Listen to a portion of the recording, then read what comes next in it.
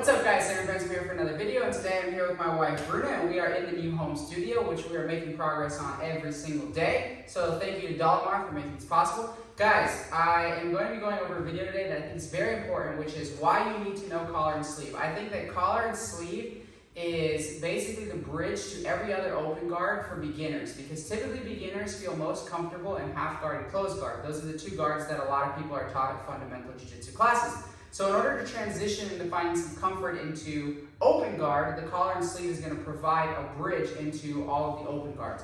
Why is that? Let's talk about it. By the way, if you're new to the channel, please subscribe and help me grow this channel. If you've been here before, thank you so much for coming back. So we're here in the closed guard, okay? And I'm with Bruna. And as I said before, the closed guard is always a comfortable place to be for beginners, typically white and blue belts, because you have control over your opponent's upper body. They can't just blast past your guard. In order for Bruna to pass my guard, she physically has to open it. There is no pass she can do as long as my legs are locked, right? She's not just going to knee cut, do an X pass, Toriano pass. So why is the collar and sleeve such an important bridge into the open guard position? Because it's going to provide you control as soon as your opponent starts to pass or break open your guard. Typically as a beginner, the most common guard passes that I've seen teaching throughout the last 7-8 years is that when a beginner is in closed guard, or even half, and their opponent manages to stand and break open their legs, whether it be closed or half guard, they get passed very quickly with like a Toriano, an X pass, a knee cut, something very explosive, right? So Bruna would stand, so let's just stand up and just do any pass. She breaks open my legs and she jumps past my leg, boom! And that was perfect, and I just lose my guard, right? It's hard because as beginners, again, our comfort zone is the closed guard. Well, the collar and sleeve is what I teach every single beginner to utilize as soon as you think your opponent's going to stand.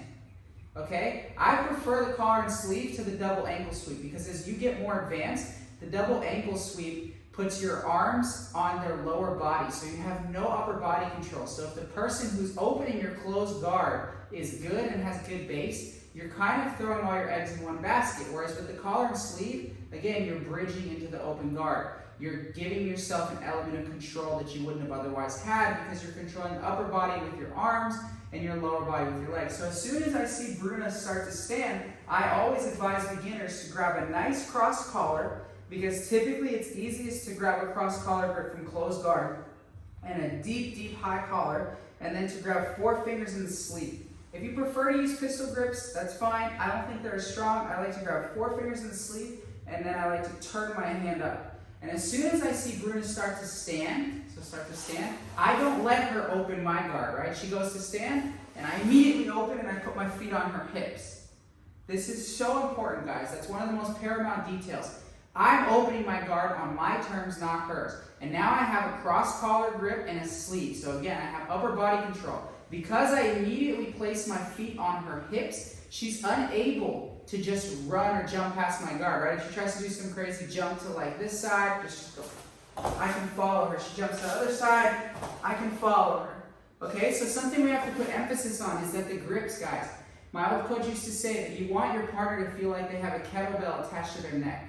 I have to be pulling my elbow down and in. Obviously, as she's pulling up and I pull down, it's going to be hard. But that's the idea, okay? I have to control her arm. I have to make sure I'm monitoring her, right? So something I like to do is just very basic rudimentary drill. Just circle to the left. Just circle to the left. I put my hook in as she circles this way. Circle. Oh, sorry, that's her right, my left, pardon me.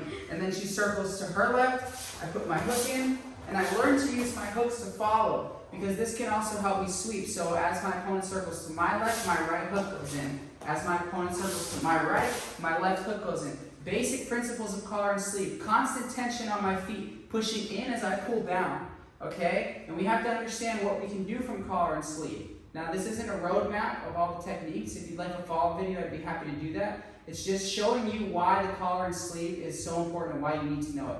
And as I mentioned in the beginning of this video, it's a bridge, because if Bruna steps her left leg back into a more aggressive posture, look what it opens me up for. De la Hiva. Okay? Maybe she stays more square and she starts to straighten her back. Okay? Look what it opens me up for. Lasso. Okay? At any point I can switch, grab her sleeve most of the time. spider. So I'm bridging myself into guards, right? Maybe I want to just push her really hard and get into a butterfly. So now I'm in a butterfly. Maybe I go for a shin to shin. It's now made it possible for me to connect my various open guards in a position where I normally would have nothing. It's so important. It's hard to go straight to butterfly, straight to De La Riva, reverse De La Riva or lasso when somebody stands in your closed guard without bridging that collar and sleeve.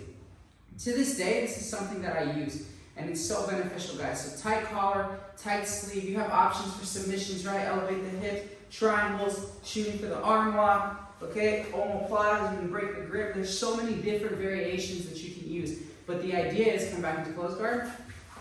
If I feel, and I like these grips from closed guard, okay? If I feel my opponent's gonna stand up, I get that collar and sleeve, she starts to stand, I open, and I start to extend right away, okay? So it's very important that you guys understand that the collar and sleeve is going to be your bridge into other open guards.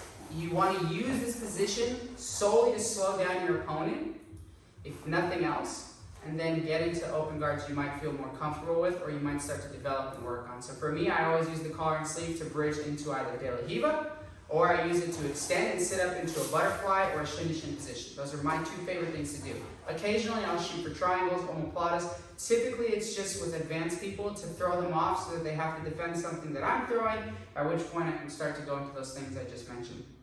So anyways, guys, this is more of a conceptual video that I really wanted to show you. I want to thank my wife, Bruna, for being here. Thank you guys for watching. Please don't forget to like, subscribe, comment. If you'd like me to do a roadmap of collar and sleeve video, I would be more than happy to do that. But I appreciate you guys. Os.